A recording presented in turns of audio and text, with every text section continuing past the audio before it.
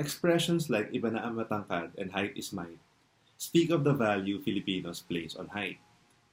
So does height requirements in job applications and growth supplements that promise to make children grow taller. Where did these meanings and materialities come from? What do they signify for a country where the average height is 5'4" for males and 5 flat for females? In my article, I look at the American period from 1898 to 1946 and survey how height figures in this particular colonial encounter.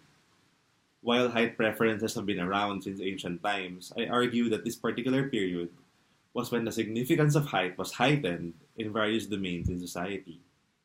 First of all, tapping into the scientific racism that was popular at the time, Americans used height differences between them and Filipinos to emphasize their distinctiveness, hence the little and little brown brother.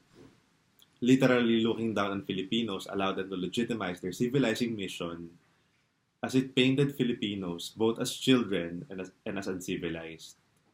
Secondly, height became a way to measure the health of individuals and populations in the new field of public health.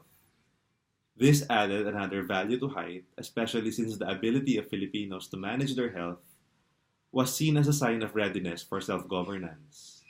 Meanwhile, height was one of the ways teachers evaluated children's progress in school amid the growing importance placed on physical education.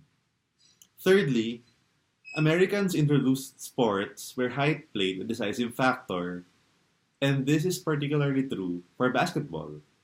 In fact, when the Filipino team fought against the Americans in the 1936 Berlin Olympics, Dr. James Naismith, the founder of basketball, said that Filipinos would have won if not for their height. Finally, the Americans included height requirements in their bureaucracy. The taller you are, the more you can earn.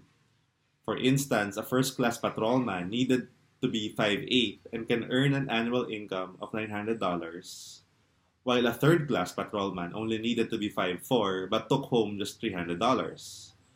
This economic advantage made tallness an even more desirable trait. Despite their nationalism, Filipino writers, reformers, and officials did not seem to problematize the growing importance of height in their society.